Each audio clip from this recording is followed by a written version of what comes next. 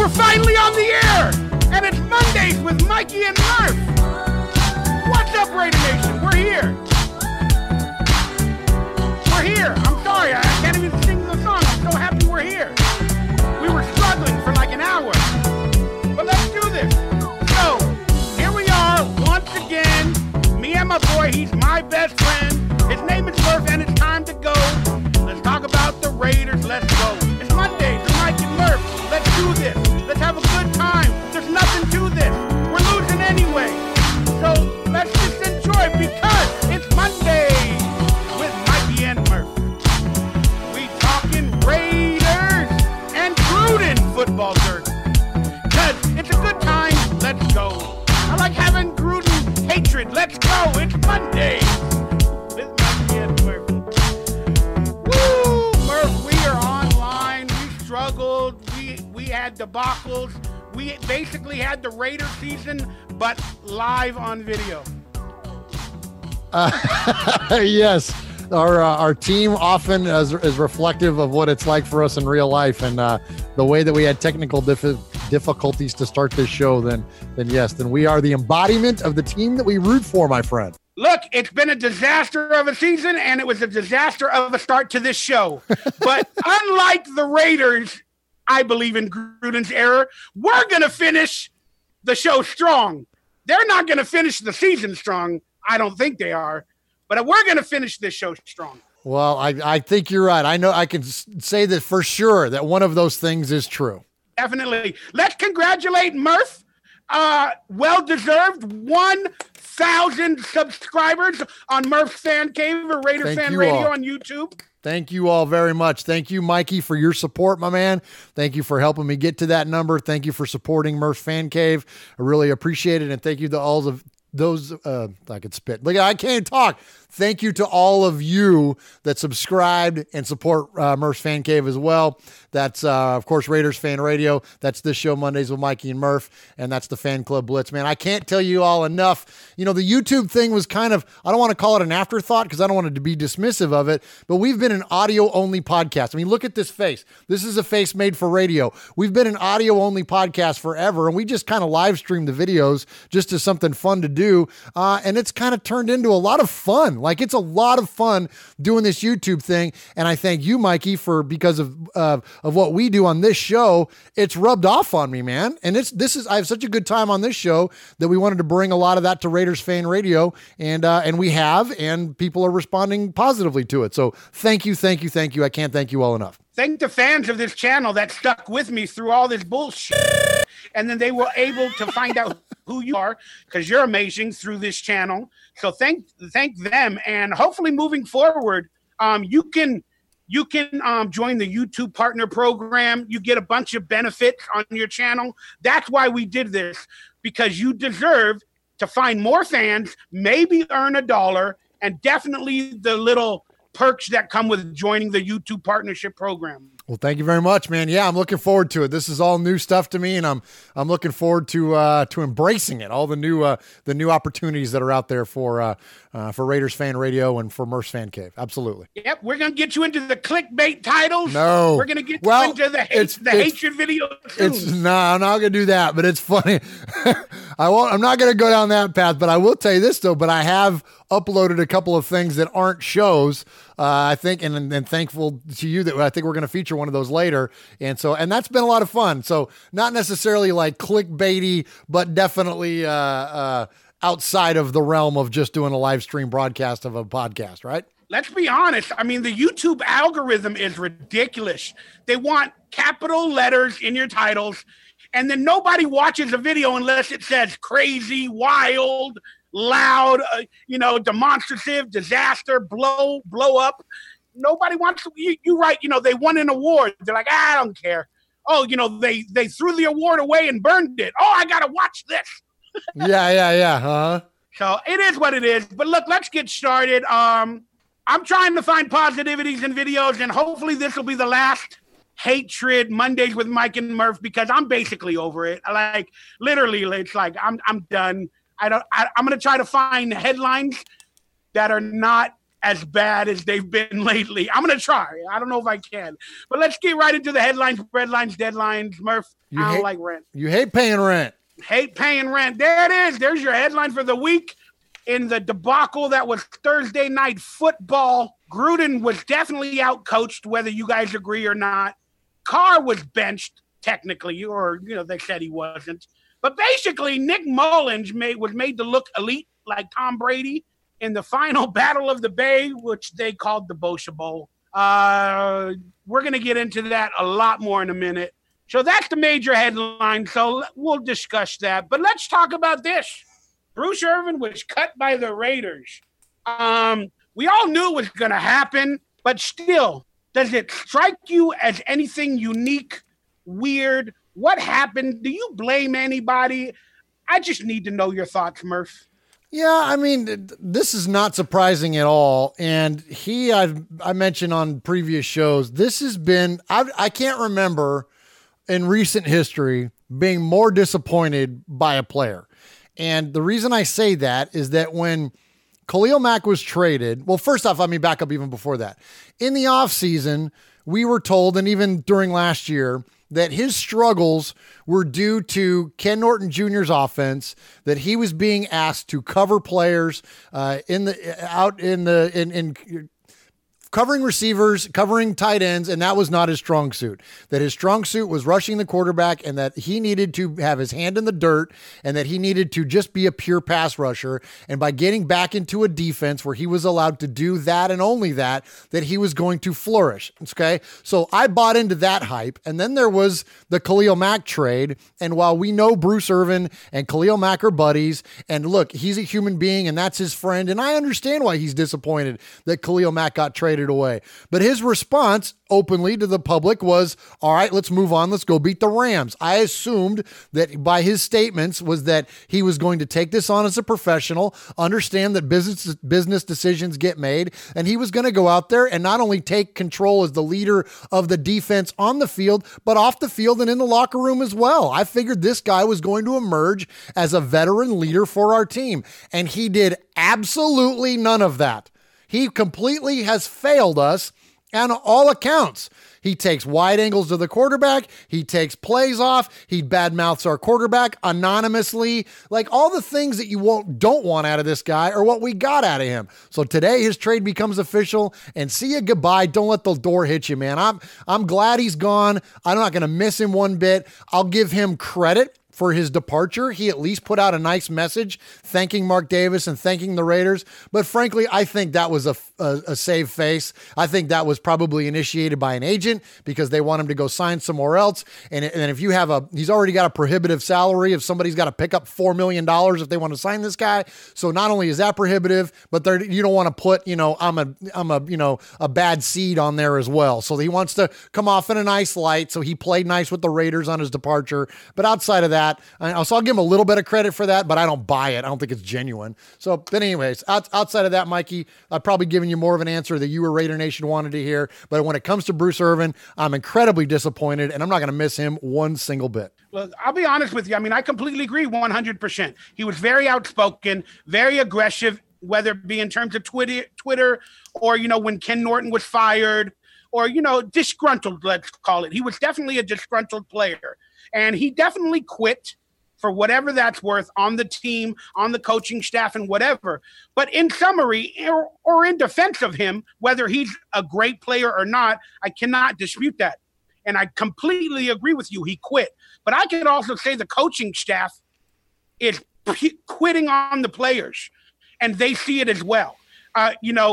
They should not quit, but the coaches brought him in, and they moved him to a pure defensive end. And they said he fits the scheme. He's going to be a purebred pass rusher like he was in Seattle. He was good. So we're going to finally make him a pure pass rusher in our 4-3, and he'll excel. Paul Gunther said it. Jon Gruden said it.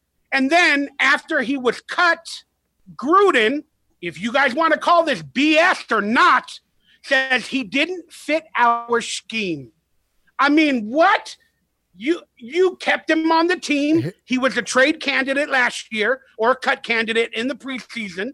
You kept him on the team. You said he's going to fit yours and Paul Guenther's scheme. Then you got rid of Khalil Mack, which would have helped him be that much of a better player. But still, you throw him under the bus and you say he doesn't fit your scheme. That's coaching. I mean, they don't know where the players fit in their scheme.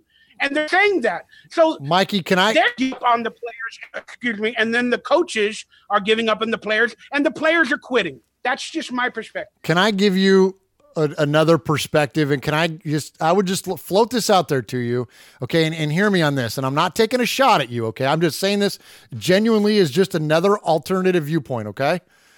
I think sometimes your hatred for Gruden and the way that he has done, it blinds you to what he really is saying when he says things, okay? When he says Bruce Irvin, he wasn't a scheme fit, it has nothing to do with what you're pinning it to, the coach. What he's doing is he's giving Bruce a pass out without saying the guy was bad-mouthing our quarterback. He was a cancer in our locker room. He didn't fit our chemistry needs. It really didn't work out. I don't like him. He's an asshole. Whatever it is, okay, pardon my language, whatever it is that went on, the actual reasons why, he's not going to call the guy out and put him on blast. Instead, he's going to say, he didn't fit our scheme, and we're going to let him go because it just isn't going to work out. It's like telling a girlfriend or boyfriend, I just want to be friends. That's a nice way of saying, I don't like you. I don't want to be your boyfriend. I don't love you. I don't want to be part in a relationship with you. This is putting Bruce Irvin in the friend zone. Okay. So I would encourage you, consider that viewpoint and not just you, but the proverbial you as well. Quit just beating up Gruden just every shot that you got an opportunity. Take into account everything. Let's look at big picture. Let's not just hold him as the freaking, wicked witch of the West here, man, on every single little thing. There are other people that have accountability in this stuff as well. And I think it's important for us to hold them accountable. If we're going to be commentators, and look, I'm nobody. I'm a schmuck in my freaking bonus room right now doing a YouTube show. My opinion means nothing. But if I am at all a voice to some of Raider Nation, and to bring awareness to certain things, I would say that in all this stuff and all this hatred and all this venom that's going towards Gruden, look, I get it. I absolutely understand why people are pissed off. I understand why you're mad, but understand this, there is more to this thing. There is more to Gruden cutting Amari Cooper than Gruden, because there's an Amari Cooper involved. There's a Mack involved. There's an agent involved. There's a Bruce Irvin involved. There's other people involved in that have ownership in these decisions and these things as well. It doesn't all just come down to one person. Again, Murph, I completely understand that take. No problem. Again, Gruden was taking the high road as saying he doesn't fit our scheme. I get it. But it's another lie. And Gruden has been perpetuating lies recently. And again, they had him on the team and they said before the season he fits their scheme. So now to go back on that, I understand. He took the high road. I get it. But it's still another bullshit lies that are compounding the season. So it still gives me a bad taste for Gruden in that regard. Let me ask, he explained it. Then what do you want him to do? Again, there's a no-win situation. Okay, I agree. all right. So then I would say this. So then let's temper our criticism when things like this happen. And there's because I'm with you. There's sometimes, and it doesn't matter if it's a sports team or if it's politics or our personal lives, sometimes you just have to make a call on something, and there's not a good and a bad. Sometimes there's not a good way out. Like I said on a show not long ago, sometimes things end badly because otherwise they wouldn't end. Like if there was a good way to address this, well then they probably would have, but there wasn't a good way. So at least let's give him at least a pass for the way he handled it. Instead of criticizing and rallying against him for all your lies and you're this and you're that, at least look, this didn't work out the way I wanted it to work out, but all right, at least to give him props for not throwing this guy under the bus on his way out the door. You know what I mean? Well, I mean, with that statement saying he doesn't fit the scheme, that could actually be an underhanded dish compliment to Paul Guenther. I mean, these are the players that he kept on the team. So he possibly threw him under the bus with that statement. It depends on whichever way you want to look at it from anybody's perspective. And you're right. I'm coming at it as I'm pissed at Gruden, and I'm still there. But I appreciate and I understand your point, man. Coney Ealy was signed today by the Raiders. That was very interesting to me again, because they released James Cowser, who was the backup to Khalil Mack in the previous seasons. And he's been a very good player for the team in terms of attitude and all that other stuff. And he was just brought on last week from the practice squad. And then now they went out and signed somebody that doesn't even know the team, doesn't know the coaches, and then they released Cowser again, who at least has been with the team for 3 years. I know he might go on practice squad again, but still, it's just these moves. I do not understand them, Murph. That's why I need your positivity, because the season's over. We need defensive ends. Well, then you brought up James Cowser. At least he's been with the team. He's been in training camp. He understands Gunther's system, whether he's the best player or not. But then you go out and then you give faith to somebody named Coney Ely, who was a free agent the entire season, and they could have picked up in free agency or even after they released Khalil Mack. I don't know, man.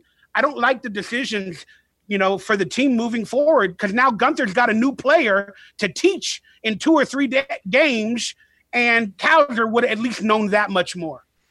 I don't know. Yeah, I don't have any problem with them trying a new player. I mean, look, they Coney Elliott has flashed at times, and I didn't even know this. This is brand new to me. I mean, he's flashed at times with other teams, with Carolina, and even he was with New England right for a minute. They traded for him. But here's the thing about, look, if you're talking about a pure pass rusher, I mean, you're not talking about, he's got to like recognize coverages. You're not talking about bringing in like a center or something where he's got to, like, you know what I mean? Where they got to spend a lot of time getting to know the playbook and the assignments and the responsibilities on.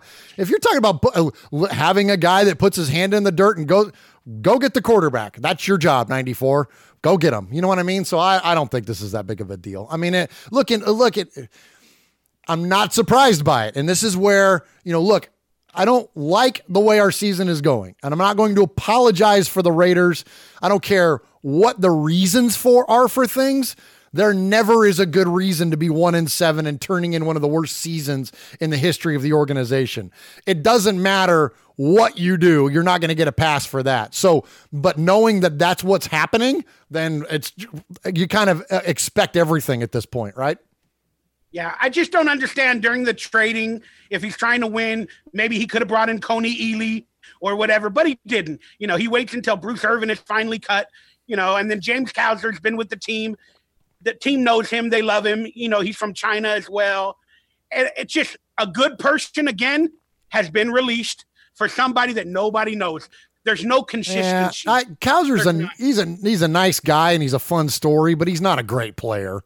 You know what I mean? I don't know. Yeah. But I'd rather have a great story on this team. Like right now, I just want a great story and a great dude. The season's over. I'd rather see somebody get a sack. I'll take that too. You know what I mean? Your point as well. Are the Raiders the NFL's worst team from your perspective at this point? I don't know. I mean, I think the Niners would want to fight you on that, but then the Niners beat us by how much? I mean, what was the final score of that game? So, I mean, there's one other one-win team in the league, and that is the New York Giants. They're pretty bad, but they have superstars still, though, right? I mean, they still have Landon Collins. They still have, Eli Manning, or not Eli. I wouldn't count him as a superstar anymore, but they still have Odell Beckham, Saquon Barkley, right? Like there's a lot of still, name recognition and superstars on that team. The Raiders, frankly, don't have that. You know what I mean? Any superstars that we had are gone, unless you want to maybe count Derek Carr, and I would count Rodney Hudson, but nobody's putting centers on superstars lists. So, but outside of that, so I would say that, I mean, are they the worst? The optics right now are telling you they are, and when you get blown out by another one-win team, I mean, I don't know. The Arizona Cardinals are pretty bad. We beat the Browns, but they've won 2 games. I mean, so I don't know. I would say if anyone it's close with, I would say it's the Browns. And only because not only are they a 2-win team that we beat, our 1 win came against them, but when you look at the dysfunction in their organization, they beat us hands down. Like they are like what the Raiders used to be, right? When you're firing head coaches and you know what I mean? You got turmoil, and Jimmy Haslam is shown to not be a great owner in terms. He plays more fantasy football, kind of like what's his name, Dan Snyder did, right, with the Redskins. So I would say Long answer question. No, but just barely. I'd say we're probably tied with the Browns. Well, I mean, the Browns have had dysfunction for years, and it's been televised. The Raiders have had dysfunction for years, and it's been televised. We're the same. We're the same as the Browns. I showed you some stats on a previous show, and we're the same. But the difference is the Raiders are more respected in terms of our history. Yes. In terms of bigger players and celebrities, entertainment, John Madden, some of the star players we had, more so than the Browns. But I would say that we have been as bad as the Browns in terms of stats and the worst team for many years for the previous 20 to 25 seasons. Even though we had a winning record once in a while, I could say we are co-inhabitors of the worst team in the NFL with the Browns. But they got more star power, so do the Giants. So this year, I'm going to have to say their star power and their rookies that it might pan out, and the Giants' star power, we're the worst team in the NFL this year. The only other team that I would give an honorable mention to would be the Bills. I don't know how much you watched the Bills and Bears the other day or yesterday. That was pretty bad, man. I mean, the Bills are pretty awful. Nathan Peterman, right? They're not even getting to play their new quarterback in Josh Allen because he's hurt. LaShawn McCoy is about the only superstar that they have on that football team. And Mikey, when you look at the points for in the league, so the Raiders have scored 141 points this season. There's only one team that scored less than 100 points all season, and it's the Bills. They've scored 96 points, dude, in 9 games.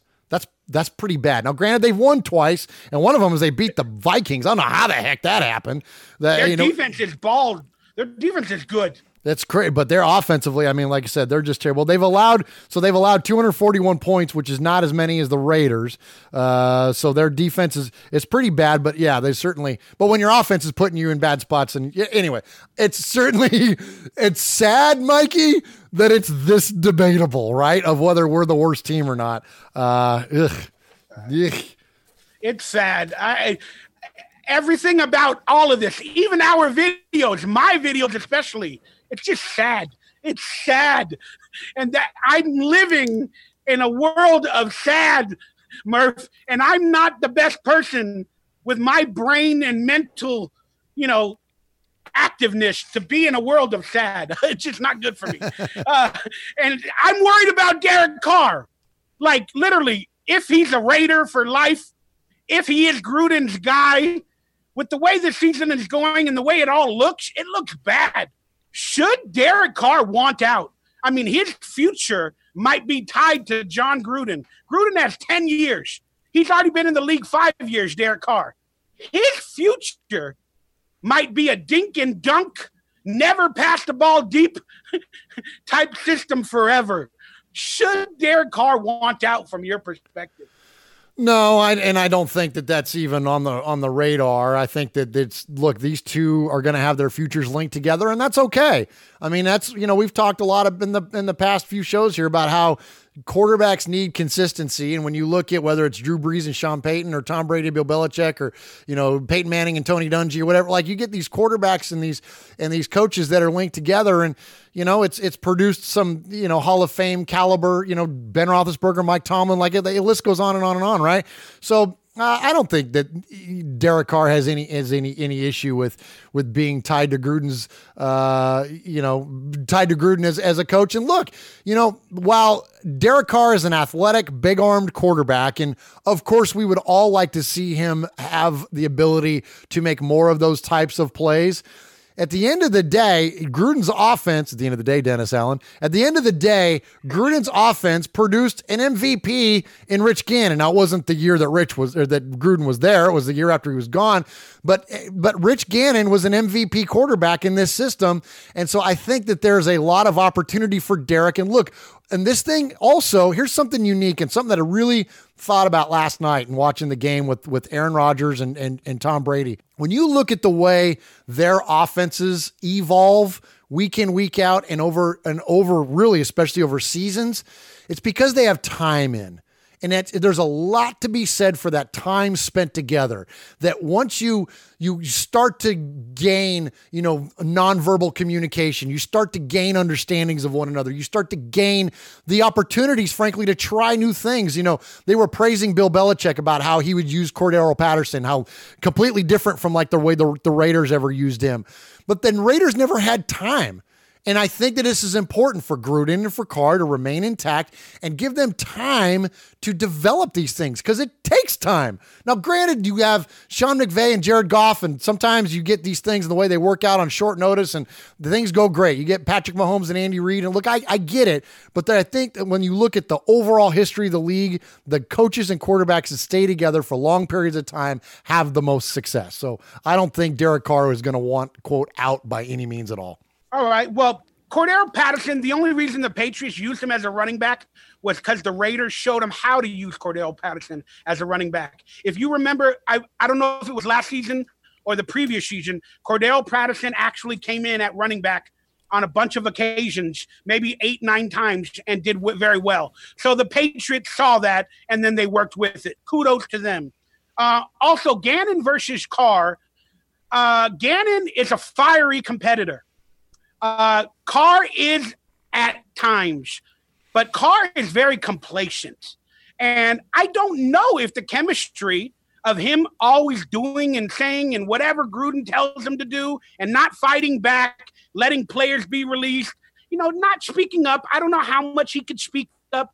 Again, I don't know how much power Carr has, but he's got to find some moxie a little bit in terms of the team. Maybe change a play call or tell Gruden a play call. Look, I don't want to throw it 3 yards on 3rd down and 12. I don't want to throw a 3-yard out.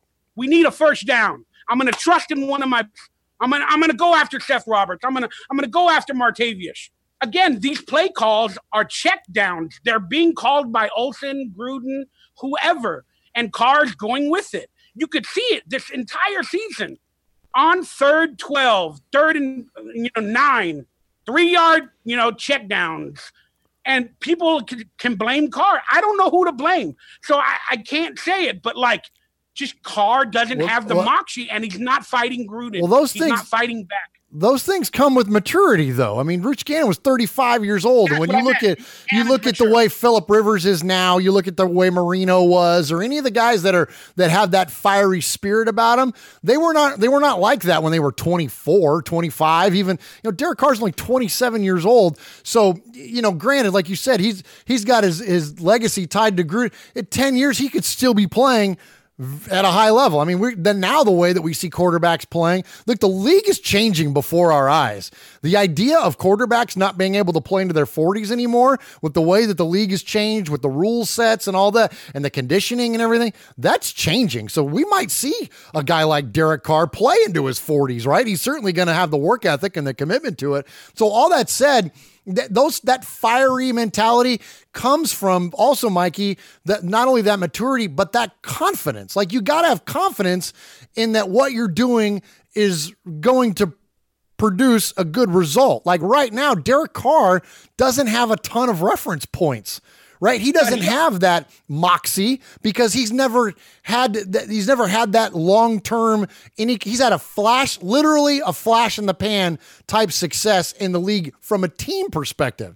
He had a team go 12-4, but there were 12-4 for a lot of different reasons. And then, of course, he was a big part of that, but then he got hurt. So he never had a chance to see that through. So he never has really had a chance to be built up. And I think that the longer he stays with Gruden, the longer they stay together, he will be built up. And once you get built up, that's when you can push back a little bit, because you're confident enough to push back on your boss and say, look, boss, I want to try this instead. You know what I mean?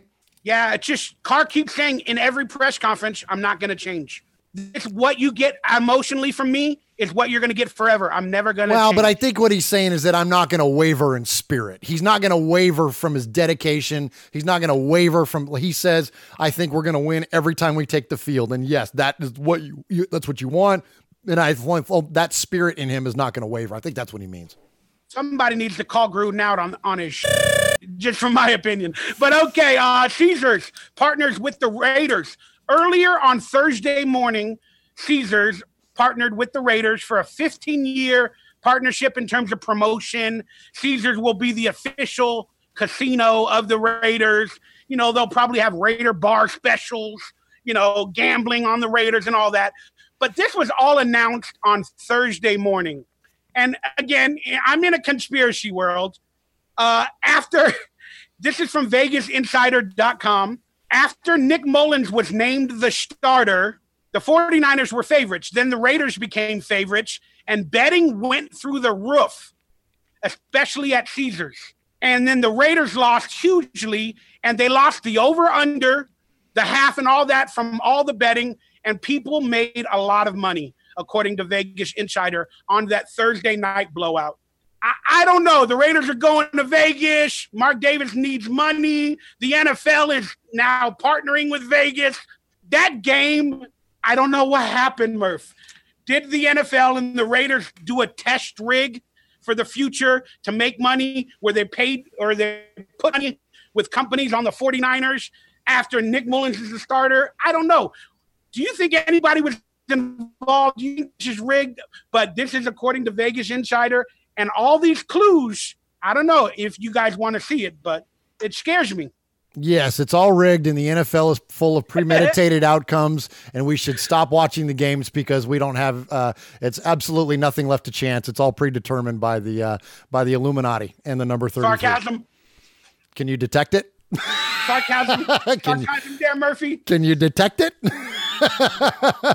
No, I don't buy any of this. Look, man, the NFL is venturing into Las Vegas, and there's going to be a lot of things around betting and around entertainment and around it. They're going to, you know, this thing could end up being Caesars Stadium, for crying out loud. You know what I mean? And look, it's just, that's the way it's going to go. I mean, you're going to have these partnerships evolve as we get closer and closer to them getting to Vegas. So, you know, here's what I would say to this, Mikey, is that if the NFL truly had any kind of predetermined outcome, if anything ever like that happened in the league, it would completely undermine the integrity of the league. And you want to talk about something that for real will kill the sport. And look, and this is why that the NFL as a league distanced itself from Vegas and from gambling for so long, was because at any point, if their integrity was compromised, that would kill it. Because sports is the ultimate reality show. It's the ultimate in any given Sunday, right? It's the ultimate, and you absolutely have no idea what's going to happen. As soon as you think you got this thing figured out, something changes, right? It's the ultimate in that. And if that ever gets undermined, you can put a fork in it. It's over. So the NFL is not going to risk that to do some dumpy little thing with the Niners betting line. No, I do not buy into it by any means whatsoever. Yeah, I mean, I agree. That would be a real complex situation to put the NFL in and everything. But do you not think the NFL and the referees try to determine outcomes of games or have more scoring by referees by putting their offices in New York to make, you know, calls on the field live during action? You do, in your heart, you personally do not think the NFL is trying to create winning teams, popular quarterbacks, or outcomes of games at all? No. You don't think so? No, because, and I'll tell you why. Because if there were, you would see more consistency. You see a lack of consistency because guess what? We're human beings and we're flawed. That's why you see, that's why when you're watching a game and one group of officials calls a thing one way and the guy, Mike Pereira, whoever is on the broadcast goes, I don't know what they're doing. I wouldn't do that. I wouldn't call that. And then sometimes it's the reverse, and it's literally game to game. Just like umpires, some have different strike zones. There is change between groups of officials. So no, if this were premeditated, you'd get everything exactly the same way. That's how you would know that but because it's human beings, it's flawed. And that's how I know, no, and listen, I have these conversations a lot because my wife is not a sports fan. My wife doesn't understand it. She doesn't get it. She gets it and why it's important to our kids. And she certainly endorses sports in our home, but she did not grow up with sports, doesn't watch games, she just doesn't kind of get it. And that's one of the, and so she'll ask me about this stuff. She'll be like, it's fake, right? I'm like, no, it's not. And so I've had these conversations with her a lot. And that's ultimately where I come out on is that number one, the money is too big and the exposure is too great. And if it was premeditated, it would be perfect. It would be perfectly right down the line and nothing would waver, but that's not the way it works. It's random because that's what life is. And that's what true reality is. It's random. I unfortunately think that you don't see that they're definitely trying to make teams score more. And so why wouldn't they want popular quarterbacks in the league not getting hurt for, popularity and promotions? That's different. That's different. Changing the rules of the league in order to foster more offense, that's different. Moving the fences in baseball, juicing the baseballs, corking the bats, whatever, let the players juice themselves to create more home runs, right? That happens. I don't dispute that stuff whatsoever. Why would the league take, if they trust their officials and everything's random, why would they put it in the offices in New York and have an environment where they could manipulate outcomes? They could. I'm just saying. But do you believe people landed on the moon? Oh my gosh! Don't go back to this again. It's the same reason, though. It's a good answer. It's funny. No, there are. Of course, we landed on it, but it's the same reason they took out hand checking in the NBA. It's the same reason that they're changing the way you can hit and land on a quarterback. And it's just to create more offense, which creates more viewers and creates more excitement around it. So that's all it is. It's not some. It's rigged. Let's move on. Oh my gosh! You're killing me. You might. So Gruden again. He's a character. I don't care whether you agree or not. He's a character, and he's still trying to sell Raider tickets, and he lives in the lore of the Raiders, and he had a sit-down with Howie Long this week on Fox Sports before the Thursday night game, and he possibly tampered in terms of the NFL rules with this statement, but he made another bullshit statement out of his, from my opinion. Excuse my language. And then we'll get Murf's take on it because Murf's definitely got a different take, and that's why I love him. But let's hear what he said about players that are apparently dying to play for the Raiders. I got a cell phone just like you and everybody else. Right. And I get a lot of phone calls from people that are dying to come and play here. I'm just telling you, they're dying to play for the Raiders. Gotcha. And to have salary cap space and to have a chance to talk to the people that you really want to wear the silver and black, the guys you really want to wear the silver and black and represent this team, that's exciting. First off, he said salary cap and players tell him in text or whatever. He made a bunch of excuses after. But the point is, he said they're dying to play. That's possibly tampering in the NFL. And the other teams with those players that said they want to play for the Raiders, they should be reported. But I don't know, man. It's just bullshit to me. And I'm just tired of it because we're losing and it hurts more. But what are your thoughts? Are these truth or lies that are coming out of his mouth? No, I think there's a lot of truth to that. Jon Gruden has made a lot of formed a lot of relationships in his time away from coaching. Don't forget that he was visiting these teams every single week, and he was getting to know these players in production meetings every single week. So don't think that just because we're not happy with the way that the season is going so far, don't think for a second that there's not players out there that like Jon Gruden that would definitely love to play for him. Okay, now granted, the success this season is not what we all would want it to be, but there are plenty of guys out there that would want to play under the same, under the Jon Gruden regime. So, and when you look at a lot of the players that are going to come available, is it beyond thinking that somebody like a Jadeveon Clowney during a bye week would shoot Gruden a text and say, "Hey coach, come get me this offseason, or think about me," or what? Who knows? There's beyond thinking. No, there's Quan Alexander, there's Landon Collins. Like, there's going to be some big names out there, Mikey, that are going to be available. And so, no, look, these guys talk. They talk to one another. Maybe did Jon Gruden get a text directly from a player? Like you said, that would be tampering, but maybe they text somebody that's a buddy of theirs on the team, and maybe that message got back to Who knows? We don't know how any of this stuff plays out, and they don't tell us anything, and they're not going to, because it would ruin the strategy. It's like I've said about the military in our country. You're not going to tell somebody when you're going to go bomb them. You're just going to go bomb them. You're not going to tell tell them, because if you broadcast it, then they're going to prepare for it. It's the same thing. In any negotiation, the Raiders are not going to tip their hand. There's probably a lot, well, not probably, there is a lot more going on behind the scenes than we are clued in on, and that there are definitely conversations happening. And look, this roster is going to be made over, and I like the passion. I like to listen to the way he says that. We want to get guys that want to be here. They want to be Raiders. Don't you want that, Mikey? Don't you freaking want guys that want to be Raiders and want to play for Gruden? Why is that a bad thing? Yes, we want those kinds of guys. He's talking to a legend. He's sitting across from Howie Long, 75, Hall of Fame, man. He's telling Howie, we want guys like you, and we're going to go get guys like you and bring them on this football team. Dude, that fires me up, man. That's a good thing, dude. Look, I mean, he's a greasy car salesman right now to me, geez. in my opinion. I mean, we're losing, and then he's still smiling, laughing, making statements, still selling the team for Vegas. Man, I got people that kind of come to play for the Raiders.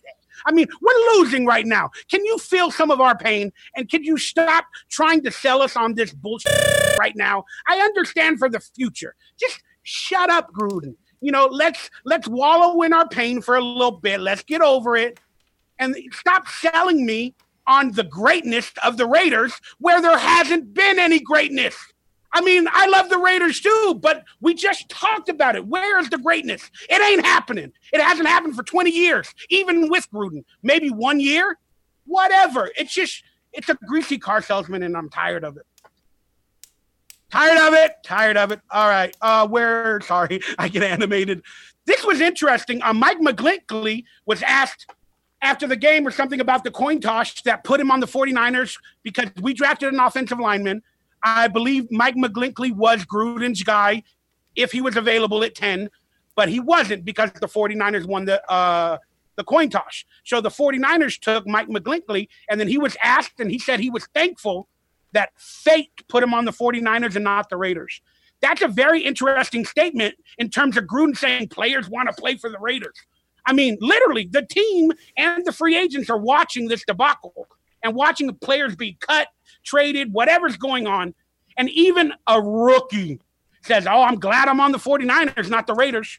So I don't know. What are your thoughts on this? But that's scary. That shows how players feel. I think you got way too much time thinking into this stuff, dude. I think you read into it way more than what is there. He's thankful to be where he's at, and he's letting his organization know he's glad to be a Niner. Okay. But it says not Raiders. I go by the topic. Man, I don't know what they wrote it. They wrote it. I don't know what to tell you, dude. I don't know what to tell you, man. I mean, come on. This is much ado about nothing here. All right. I just think it's scary. And I believe players think that way about our team. So that's why I don't think they're trying to come to the play for that Raiders. Oh, yeah, because he'd much rather be 1-7 than 1-7. You're right. Well, the 49ers, I don't know, man. Their history is better in the 80s or 90s or I don't know. I don't know, man. I'm hurting, Murf. I don't know what I'm saying. You mind playing the audio? Do you think Gruden is too big of a star to win with the Raiders, according to TJ Houshmandzadeh? What did you cleanse him on? You get rid of a Khalil Mack. He was a great team guy. What are you cleansing the roster for? Jon Gruden, like McVay, he's a nice looking dude. He can be the star if he wants to. He takes a back seat because he wants his players to be in the forefront. Gruden wants to be in the front of the line. Say, hey, look at me. I'm the star of the team. It's all about me. McVay can do that if he chooses to. Sure. He's better looking than Gruden, and right now his team is hotter than Gruden. And if he wants to be the star, he can. He takes a back seat and he lets his players get there. What you said is 100% correct. Jon Gruden wants to be the star. He wants to make all the money. Me personally, I don't see the Raiders turning this around at all. I mean, I think Gruden is too big right now to succeed. I just think his persona is too huge. I agree with that statement. He's too big a star. He has too much of an ego, and it's not working in today's NFL, especially early. What are your thoughts, brother? I think TJ Houshmandzadeh gets in a long line of analysts that completely do not understand the dynamics of Khalil Mack leaving. No one says, once again, for the 100th time, no one says Khalil Mack wasn't a great player. No one says Amari Cooper wasn't at times a great player. He might have a great game tonight against the Titans defense. No one has ever said that. What they don't say is what it would have cost the Raiders to keep him, what it would have jeopardized in their future to keep him. But no, that's everybody just likes to selectively leave that out because they're on freaking, I don't know, Hot Take or The Decision or whatever the crap this garbage is. But anyways, well, the question is, it's not about Khalil Mack. It's about I know what the question is, but I'm addressing what he said first and foremost, okay? Because that was part of the audio clip, so I was going to address it. Then the second part of that is Gruden too big of a rock star? Look, there are certain coaches in the history of the NFL that are at the elite of the elite status. You got Belichick, Lombardi, Walsh, Landry, right? Paul Brown, Don Shula. These guys were stoic figures. These guys were not fiery, and they weren't media personalities. They might have been fiery behind closed doors, but they certainly weren't in terms of their persona, their outgoing persona. Even Lombardi, man, he was a feisty guy, but he was still that very kind of stoic figure, right? But then there are others. There's John Madden, there's Bill Parcells, there's Jimmy Johnson. There are other guys that are stars. And that's what Jon Gruden is. He's a star in his own right. And I like that about him. I don't understand why that's a detractor, because the guy, is a figure. He's a popular figure. There's a reason that he's a popular figure, TJ Houshmandzadeh, because he's not a dope like Marvin Lewis like you played for. So a freaking, completely bland head coach playing for a completely bland owner and a completely bland organization is dog the entire existence of their organization and isn't ever going to do anything. Like, come on, man. Are we really taking the opinion of a Bengal on their freaking evaluation of the Raiders and our coach? That's not his. That's my opinion too. I think Gruden is too big for his own good. So that's not just his. Then all right. Then so was John Madden, so was Bill Parcells, and so was Jimmy Johnson. They're not car salesmen like Gruden. You don't think Jimmy Johnson was a... Okay. All right. I'm going to move the mic. I don't know Jimmy Johnson's history. So okay. I'm going to move the microphone away from my face. Go ahead. You're killing me. No, just quick question. Gruden said, remember early on in the season, he said if he doesn't get a championship in Oakland, he'll give the money back. Do you think Gruden will give the money back? Because apparently there is going to be no championship in Oakland in these next 2 years. How long has Jon Gruden been our head coach, Mikey? Quick. But he said in Oakland. How long has he been our head coach? He said in Oakland. He's going to get a championship in Oakland. How long has he been our head coach? Again, a 1 year or a half a year. 8 months. I'm going to move the microphone away from my face again. Murf, the statement, do you not understand the statement? He said, I win a championship in Oakland. Mikey, I get what he's saying. Who gives a... Dude, you're killing me with this stuff, man. No, he's not going to give him money. 8 months, man. 8 months. We're not going to be in Oakland next year. I refuse to evaluate the coach based on 8 months on the job. Period. End of story. But we're not going to be in Oakland next year, possibly. So how are we going to get a championship? So will he give the money back? As he stated. It's a ridiculous... It's a ridiculous, Mikey. It's a ridiculous comment. You know what he meant by that. You know he meant that he wasn't exclusively tied down to the exact time frame, like the freaking Raiders even know where they were going to play. Neither does the city of Oakland or anybody else know where the Raiders are going to goddamn play. You think that he was actually considering that when he made his statement? Look, his statement was he's going to bring the Raiders back to glory. That's what his statement meant. And if he falls short of that, he'll give his money back. That's all that it meant. It just meant that he's committed to the organization and committed bringing the championship back. It's not confined to some finite number of 24 months and, oh my gosh, if he doesn't hit it in 24 months and he's got to give his salary back. I think it's ridiculous, man. I think it's Gruden hate. Look, there are 9,000 Raiders stories going on out there, and we've talked about Gruden for now 53 minutes. Like, come on, man. There's other stuff going on. You just made my point for me. You said, did he consider it when he said it? And apparently he doesn't consider a lot of things. Then fire him. Oh my gosh. Let's shoot him instead. Let's take him out back, put him out of his misery because he misspoke slightly. Come on, man. I'm having trouble changing my screen. Forgive me. I don't know if I can. And I'm not yelling at you. I'm yelling at the proverbial you, by the way. It's all good. I love you. Let's go to the game recap for what it's worth. I finally got my screen to change, and you were right. We've been talking about Gruden a lot. I'm still hating. It's not out of my system yet, Murf. Yeah. I'm so sorry, brother. I'm being honest. Listen, I'm just going to say this. You know I love you, But I'm not going to go down that road. And the more we try to go down that road, I'm just going to get fired up more and more and more because I'm not doing it. I'm not going to beat up. Road? I'm not going to beat up Jon Gruden, dude. I'm not going to compare him to the president. I'm not going to say that he owes anybody anything. I'm not going to call him a liar. I'm not going down these roads with you, man. Nobody should be held accountable for their words or their actions. I'm not going down that road. I'm going to say that, and then I'm going to be finished. I'm not going down this hater road with Gruden. I'm not doing it, dude. Not doing it. It's not a hater road. It's just, shouldn't people be held accountable for what they say and do? I don't, if you want to give everybody a pass, that's cool, man. You're a good dude. I'm giving him a pass for this season and probably next season and maybe even the season after that. He's going to get a pass because this stuff takes time. You cannot turn this stuff around day of. It's not going to happen. Do I give him an excuse for the losing? No, but I don't think he gives himself an excuse for the losing. What I am willing to do is give him the benefit of the doubt until this thing plays out. And this thing was not going to play out in 8 months. Did I expect it to be 1-7? No. Did he expect it to be 1-7? No. Am I pissed off that we're 1-7? Heck yeah, I'm pissed off we're 1-7. I think it's trash. I think it's garbage. And I think he's let us all down. But I don't think he's lied and all these conspiracies and the Raiders are broke and all this trash that gets floated out there. No, not my headlines, Murf. They're not my headlines. I know that. I'm not saying you. I'm saying that this is the way. We just played an audio clip from a retired, washed up, not all that great to begin with Bengal. Come on, man. I love it. I love Fiery Murf. Fiery Murf is awesome. Come on over and we'll play some fiery games. It'll be great. Speaking of fired up, this is sad. Watch that guy after a sack of Derek Carr dancing, doing the Tech 9 dance, whatever the heck it is. Boy, this kills me. Why isn't this not taunting? I don't know. It hurts me, man. This game was a debacle, and I don't want to discuss it anymore. Just some quick thoughts that I always have. Again, I'm a very different person than Murf, so I apologize if these questions or things bother you, but I look at the world a little bit differently. Doesn't mean it's correct. It just means differently.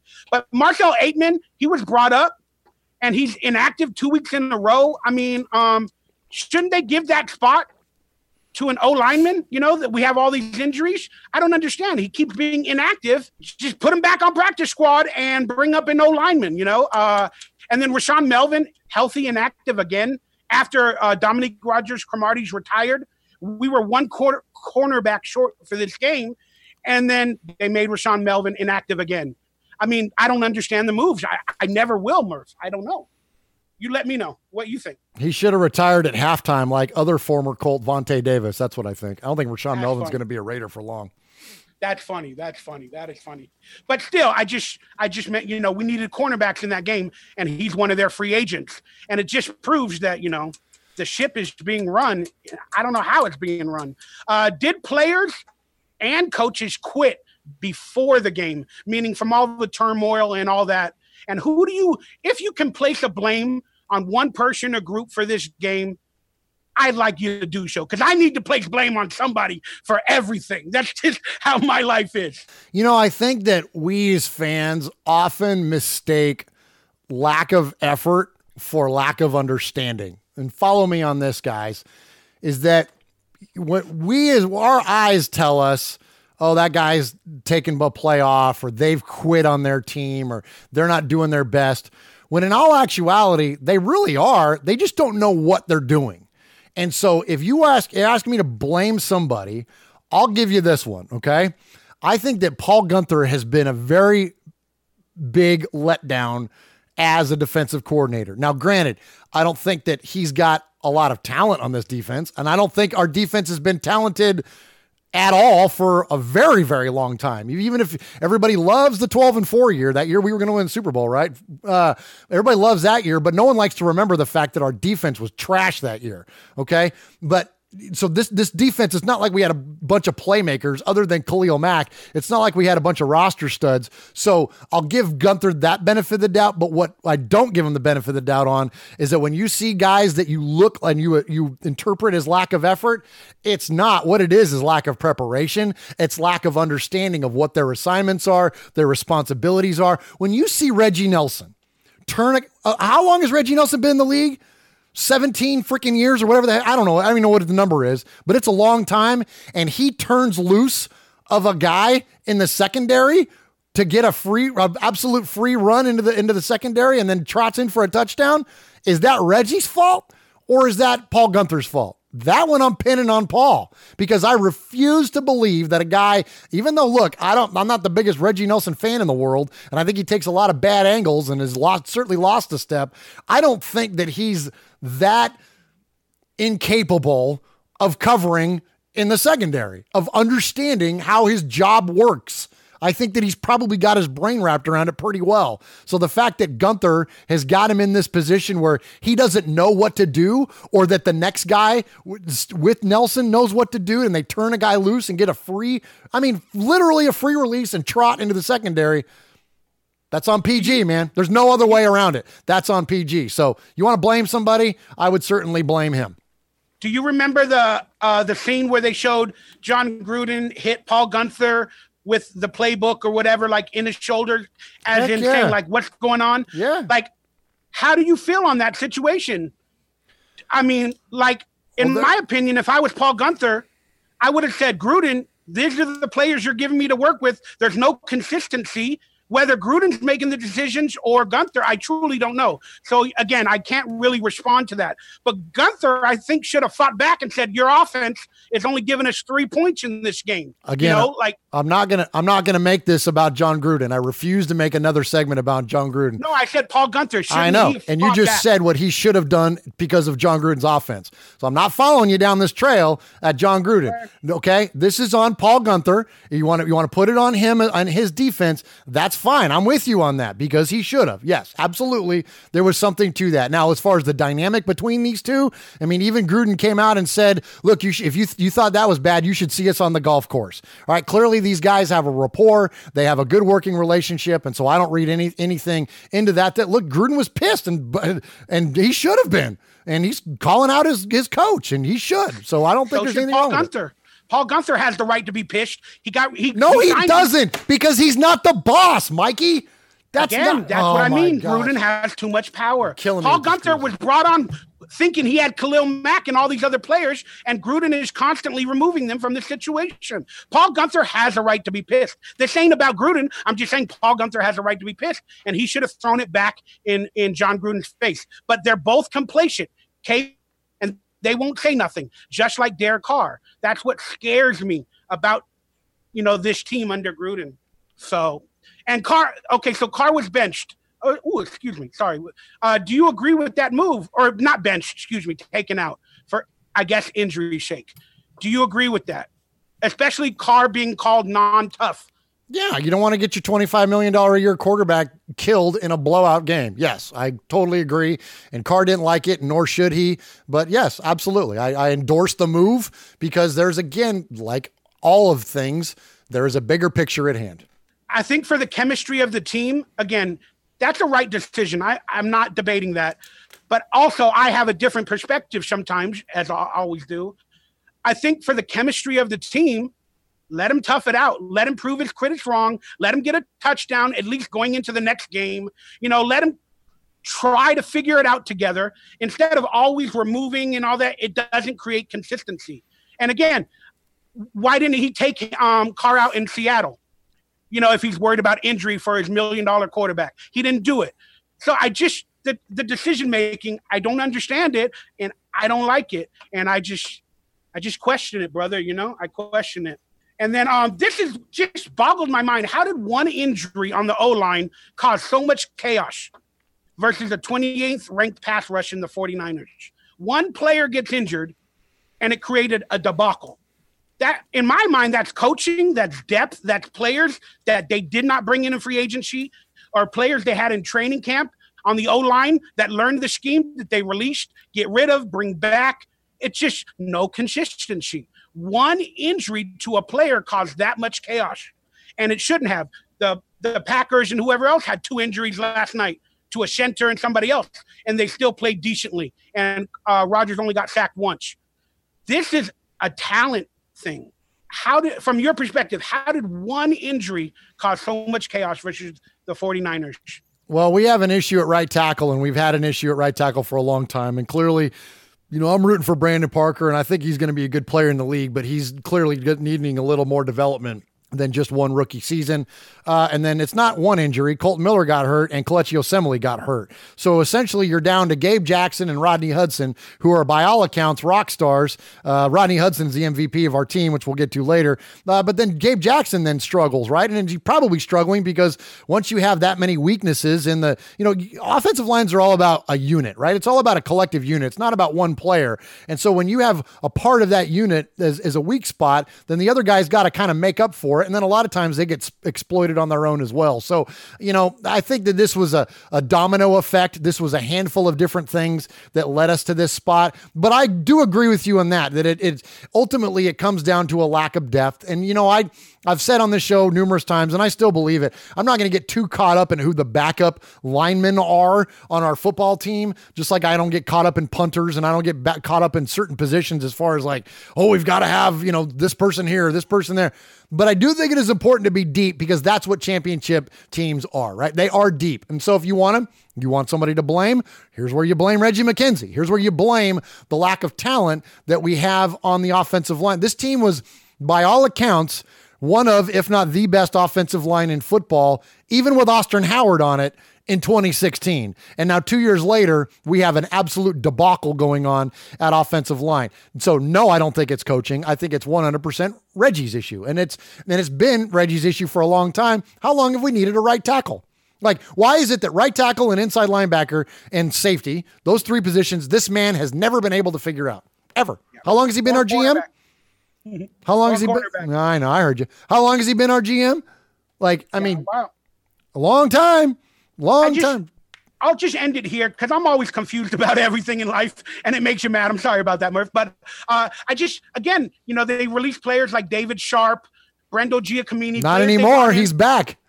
No, but that's what I meant. Like, what is this? If they're on the team, they learn the system, they learn Tom Cable, whether they're the best or not, they're good enough to be on the team at that point. And then when you bring in all these other players that they're injured, you go back and find them. They should have been on the team from the get-go. They might have been that much better to create that much more depth in terms of consistency with the team. And then Osemele got injured after he was put to left tackle. So that's coaching, But he was hurt before that, though. He was already injured. He came into the week. He was already injured prior, and he just re-aggravated. And you're always run a risk of being injured again, even if it's not the same exact injury, right? So no, he was already hurting. Yeah, I just don't understand how one injury, that sparked that debacle. And then real quickly, when I'm confused, Murf, I look to you for answers. So that's why I ask these questions. In the fourth quarter. Look, we're down by 4 touchdowns. That's 28 points. It was the first time in the red zone. It was 4th down and goal. We got a penalty. It backed us up to like the 22. But we were basically in the red zone for the first time. And then they kick a field goal. That was right before they took Derek Carr out completely for the game. Why not just let Derek Carr throw a 20-yard pass, whether it gets intercepted or not, try to get a touchdown? We were finally in the red zone. Do something for the Oakland fans. I don't care, but he kicked a field goal. Please explain. Well, he's not. First off, and this is something that, we've got to wrap our brains around. The team never does anything for us. They'll have rallies for us. They'll, They'll do things outside the stadium for us. But as far as on the field, there never is going to be an occurrence where they're going to do anything on the field for us. It just doesn't happen, man. It's never going to happen. So what were they trying to do in that moment? So that's where so then my brain leads me to, well, then what were they trying to do? So instead of like freaking out, I want to try to at least understand what was the point of that. Well, the only thing I can land on is that they have Carlson, right, who's a rookie kicker, and they're trying to get him some confidence because they might need him down the road. We've been through our 4th kicker now, and how long? And what were they going to benefit at that time?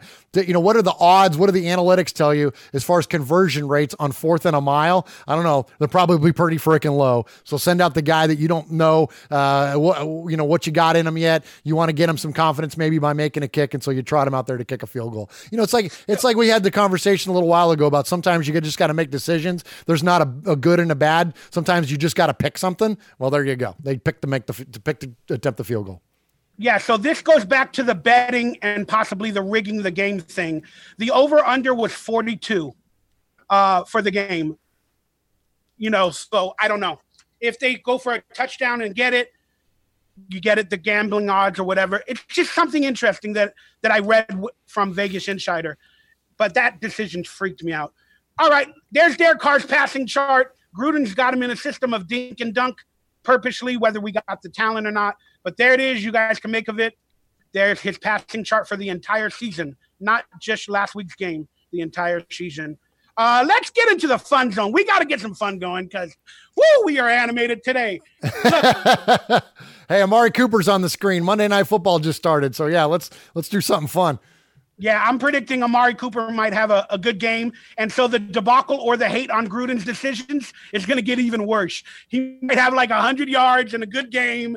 And then it's coming down. Look, he's got the ability to, and this is a team loaded with weapons, man. He's not going to be the focal point of the offense. It's going to be Zeke Elliott and Dak and those guys. And so look, Amari Cooper might end up having a great season. Does that make him worth though what the Raiders would have had to have given to keep him? And that's one thing that, Raider Nation, remember that stuff, that it's not about whether these guys are talented or not. Everybody agrees they're talented. Everybody agrees Amari Cooper has the opportunity to be an elite wide receiver, but what would it have cost to keep him? Was that worth it? The answer to that question is no. There you go. You got a first catch. In terms of the media and the hating, you don't like the Gruden hatred, but I'm saying if he has a good game, it's going to happen again, Murf. It's going to happen again. But let's go to a good subject. Your beautiful family. I love this. You finally posted a video on your channel. Yeah. Kind of like a viral video. And apparently your son had a loose tooth. And then you made a video of removing his tooth. So let's just watch that with Raider Nation and react to this. So here it is, Murf getting rid of his son's tooth with Raiders football lore. It's pretty funny. He said he likes Titans because he said Titans, take his tooth out. I was cringing when I was watching this. Because I was scared for the kid. He's tough. You've done this before because you did it like a pro. Look at this. You're putting it around his tooth. I took his other tooth out with a Jeep. With a Jeep? You took his other tooth out with a Jeep? Oh, my God. Look at the kid. I love the kid. He's like, I don't know. She's worried, too. She's like, oh, honey.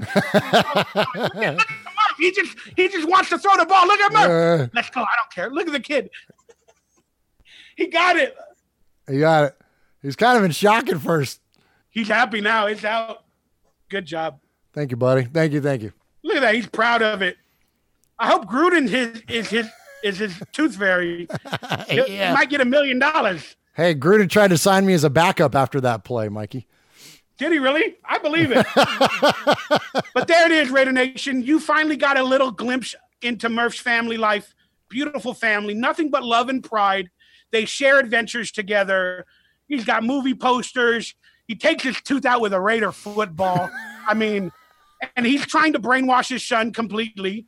And it's worked. For the Raiders. Yeah, and it's worked. He's a full-blown member of Raider Nation now, and we kind of... Why do you say Titans, though? Well, because we live outside of Nashville. Nashville. I grew up in the Bay Area, but we live outside of Nashville, and so all of his friends are Titans fans and whatnot, and so he gets a lot of crap, actually, at school for being, him and his brother, for being Raiders fans, because no one around here is Raiders fans. Very few. There's a couple. My buddy King Louie lives here where I do, but anyways, but there's a few of us, but most of the people around here are Raiders fans, so that's why he said that, but it was more of a joke for the video. He's a member of Raider Nation for sure. Both my kids are. I don't think I could genuinely do a show like this and do shows called like Raiders Fan Radio if my kids, my own, flesh and blood were freaking, other teams' fans, When they were kids, it's funny when you're younger, like they for a little while liked the Jaguars because that's what was on the show Diego. Like Diego had a Jaguar, so they liked the Jaguars. And I'm talking when they were like little, right? So they have like funny stuff like that. But when they're old enough to know what, it is, then of course they fully bought into the to Raider Nation, man. So it's good stuff. Well, I love it, man. I appreciate you putting that viral video. I call it a video. It did viral yet, but it should. But this is the type of content you can expect from Murf's Fan Cave, hopefully moving forward.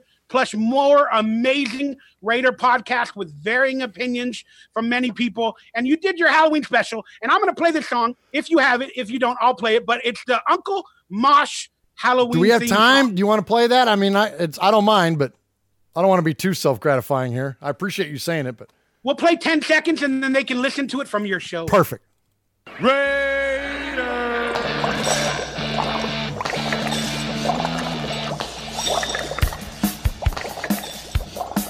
Halloween special. I was working in the fan cave late one night when my eyes beheld an eerie sight. For my uncle from his mic began to rise, and suddenly, to my surprise, he did the mosh. He did the Uncle Mosh. The Uncle Mosh. It was a podcast spot. He did the mosh. All right, there you go. You guys gotta watch their Halloween special. It's bomb. Let's just. I had a good time, and I laughed, and I loved it. And you're the only person that's bringing fun and love and pride into my life during this sad Raiders team. Well, glad to, man. I appreciate that. I really do appreciate you, using your platform to celebrate what we're doing over at Murf's Fan Cave. And thank you for the kind words about my family and for letting me do that. And, despite how fiery I get, Mikey, about our team and about Gruden and all this other stuff, I love you, man. And I really do appreciate you doing all that, man. I really do. That's very kind of you, my friend. We're at a good place. I mean, I'm going to try to make you a Gruden hater someday. We'll figure it out. No way, man.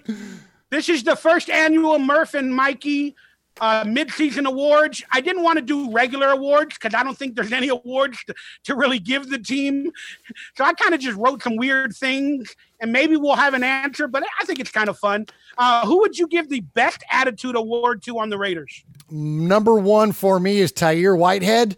Not only did I enjoy his kind of veiled shot at Bruce Irvin when he was cut from the team. I don't know if you saw his tweet, but basically it was like something about, you don't know when you got fake people around because they're fake when they're faking it, or so. I forget what he said. It was some quote, but it was a great line. And so, but not just because he was willing to take a shot at Bruce, who I think that's who that was at. But he's just some guys, Mikey, really personify what it is to be a Raider. And from everything that Tyre's done off the field, during the practices, during the preseason and whatnot, he is just personified being a Raider. He's proud of being a Raider. And I really like him as a player. I think he needs a lot of help. I think that unfortunately he kind of gets a little bit of a target on him from us as fans because we see things on the field that he may miss. But I think that's just he can only do so much when you're surrounded by who you're surrounded with, right? And so I think that he's not necessarily unfairly held accountable, but I think he's a lot better than what we're seeing out of him on the field right now. So anyway, I like Tyre Whitehead. His attitude has been awesome. And look, he is more of a Raider now than guys that have been Raiders already for a long time. Right. And that's saying something. So my guy is Tyre. How about you? Yeah, we'll go a little quicker with some of these, but my best attitude. That was a nice way of saying shut the hell up, Murf. No. I love it. It's just we ran late with the show. I got you. What's going on, brother. You know what's going on. I got you. Best attitude award. I could give it to Derek Carr, but you know what? I'm going to go on another limb. I'm going to say Jon Gruden. Because he's still saying the Raiders. Oh my and people wanting to play for the Raiders. And he's still selling us on some good positivity. So I have to be honest and say, you know what? Through all of this mess, I'm going to give it to Jon Gruden. Wow. I'm going to throw him a bone. Let's do it. Wow. Look at you turning over a new leaf already. That's what happened during the show, brother. I don't want to lose you. Oh, Gruden, you won't lose. Hey, best Twitter or Instagram award if you follow the Twitter. Keith Smith, man. I like Keith Smith. He's been a guest on our show, and he's all about, of course, obviously another guy that's very much being or personifies being a Raider, and he's all about his foundation, which is 3D. That's it's daddies, daughters, and I forget what the other D is. But anyways, he's all about family. The dude is all about family. He's originally from California, so he's loving being back in California, and so he posts a lot of pictures of like, of himself, like attending events and stuff and at practices and whatever, but he also does a lot of family stuff as well. So you kind of get a little insight into what he's like as a person. And he's a good dude, man. Keith Smith is just a awesome individual. You know what I mean? And he's a little undersung because he's a fullback, and those guys are few and far between nowadays, but I like him a lot. That's why he's a good follow. So check him out. Yeah, I like Gary on Connolly's because he plays video games. He plays Fortnite. Sometimes he randomly puts it live on the air and does a couple of skits and all that. So I never know what to expect with Gary on Connolly's IG and Twitter. So that was it. Who's your best media presence award? I'll give mine. I'm going to give it to Gruden again. I mean, he's a media presence, good or bad. It's Jon Gruden, best media presence. Yeah, I would agree that it's John, but I'm going to give mine because of this last week. I'm going to give mine to Lee Smith. I think that took cojones to stand up in front of the world and take your quarterbacks back, and not only take his back, but celebrate the camaraderie and the brotherhood that the Raiders have in the locker room. And I thought he demonstrated true leadership. That's what leadership is on display. And so doing that in the face of the media, he gets my award for that. I dig it. Best Future Star Award. To me, it goes to, I hope it happens and it pans out, Derek Carr. He's got to be the best future star. If he's either going to be it or not, just from my perspective. That's a great one. I like that one, Mikey. That's a very interesting perspective to take on Derek. And I think that's a great move. I like that where you're going with that, because you're right. He is unproven, and that's a good way to say, look, he's not what we want him to be, but I got faith that he can be better, right? And that's what we want as fans, right? We want our guys to be better, right? That's a great one. Mine's going to go to Mo Hurst. I think that Mo Hurst is got, superstar written all over him. And I think that he's going to be a dominant presence in the league once we again, much like Whitehead, once we get some other pieces surrounding him, man, look out for Mo Hurst, dude. He's going to think he could be half as good as Aaron Donald with pieces around him. Yeah, I don't know. That's a tall task, right? Aaron Donald's going to be literally a Hall of Famer, so I don't know about that, but he's certainly going to be one of the more dynamic defensive tackles because he's athletic. He's not just a big guy, right? Like, he can move. He's got some wiggle to him in there, man. So I like Mo Hurst a lot, man. He's one of my favorite new Raiders. Best dresser or style, if you've seen style from any of these players? Yeah, you know where mine's going, and you're wearing all white, and I'm going to assume that it's an homage to him. Mark Davis, baby. Give me that haircut and those white jumpsuits and honoring the legacy of his father.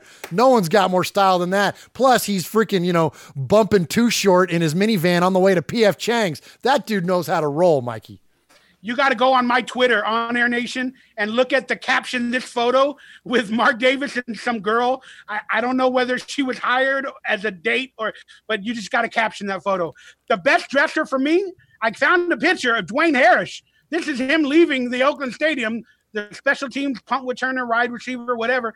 Look at that Versace chains. Like, do you got that much money? Or is it because we're going to Vegas and you're going to have that much money? But there's Dwayne Harris, so he's got to be the best dresser, in my opinion. Funniest player from your perspective, Murf? I'm going back to the preseason for this one because there was a great post-game interview by Chris Warren, who was sadly put on IR for this year, but I can't wait to get him back for next year. I think he's going to be an awesome player for us to not only watch play, but he's pretty funny, man. He's a pretty witty dude, and there was I'll never forget one of the reporters asked him, Chris, when you were running that football and you run that getting close to the goal line, as you were approaching the goal line and you were getting ready to go into the end zone, what was going through your mind? And he kind of stopped and looked at him and gave him a funny look, and he goes, I was thinking about scoring a touchdown. It's like, you ask a stupid question, you get a stupid answer. But it was like the pause and his way that he looked, it was like, what the heck are you asking me? Like, what do you mean what was going through my mind? What was going through my mind was to go another 3 feet and get in there. So anyways, I like Chris Warren, man. He's funny. Yeah, I wish I wrote funniest person on the Raiders because I can give it to Gruden because to me, half the stuff he says is effing hilarious, but I wrote funniest player. I'm gonna give it to Marshawn Lynch, man. Like, it's just, that was the other. respect. That was the other one I was when you look at especially the stuff did you see the video with Marshawn where they were showing him British slang terms and he had to guess what they were? Like that was great. Man, Marshawn is hilarious, man. I'm with you. And that's ultimately where I wanted to go, but I figured he might be your choice. Plus I'm like, well, I'll try to go off the board. And so I went with Chris Warren, but yes, Marshawn, excellent choice. Marshawn's awesome. But I'm going to say Gruden wins the funniest person. So Gruden, it's a clean sweep in the midseason awards. Can you believe that? Gruden is actually getting an award this season. I'm shocked. You have completely redeemed yourself, Mikey, and I take back all of my vitriol from earlier in the show. Woo! But you guys need to rewatch this show from the beginning. There was a point where me and Murf, we could have thrown fisticuffs, brother. That was getting naughty. But we understand our relationship now, and we're that much better for it. MVP for the season. I'm going to give it to Derek Carr. I mean, he's just standing there, saying the things, dealing with all of it, losing his friends. For him to be the same, MVP for me. Doesn't mean playing field. It just means MVP. Mine is Rodney Hudson. I think that Rodney Hudson is under-celebrated as a leader of our football team. Lee Smith referenced him in that video, and that little, did Cooper just score? Mari Cooper just scored a touchdown. There you go, Raider Nation. Oh, my gosh. He referenced Rodney Hudson, and, Rodney Hudson has given up 2 pressures all year long. And so, we've talked a lot tonight about the struggles of the offensive line and, but it's not from him. Like he's the stalwart and, and he's 29 years old. And so as much as I talked earlier about the importance of keeping Carr and Gruden together, I hope Rodney Hudson is as well. Now, his contract's up after 2019, so 2020 he becomes a free agent. I hope the Raiders do the right thing, and because you could see centers playing into they're 33, 34 years old easily. So hopefully that guy is a Raider for life. I really like Rodney Hudson a lot. That's a good decision. I just haven't seen much of him in the media, which is actually a good thing. And he does it, yeah. And he's not that kind of a guy, yeah. So I that's why I kind of want to celebrate him because he's under-celebrated because of that, right? He's just a quiet guy. Like Kelechi you see out there a little bit and whatnot, but you never see Huddy out there. And they call him Huddy, too. That's a great nickname. Week 10 versus Chargers, expectations, X factor, and prediction. Let's do it quickly. I want to watch this football game. Yeah. Ugly. I don't know. I don't expect us to win anything ever again, at least not for the remainder of this season. So, a lot to a little. I'm going to say the Raiders lose 38-10. I just hope Phillip Rivers doesn't have a big game again and call us a bad defense live during a play call. I can't take that. I can't. We had he called our bad defense bad live in a play call. Then we had players dancing the Tech 9 dance and all that other stuff during a game, and now it might happen again. I want it to end. There it is. That's it. Let's just move on. This is Mondays with Mike and Murf. We got through this show like champions. We had a lot of struggles. We went online really, really late, but I appreciate you guys sticking with us. But it was actually a good episode. We got a lot fiery, and we learned that you will never, ever, ever, ever, ever, ever, ever, ever, ever, ever, ever, ever hate on Gruden. Not ever, just not now. Give me a couple of years, Mikey. Give it a couple of years. Then I promise that, I won't get into it because I know we're trying to get out of here. I'll hate on him one day. I promise you. But hopefully I won't have to, right?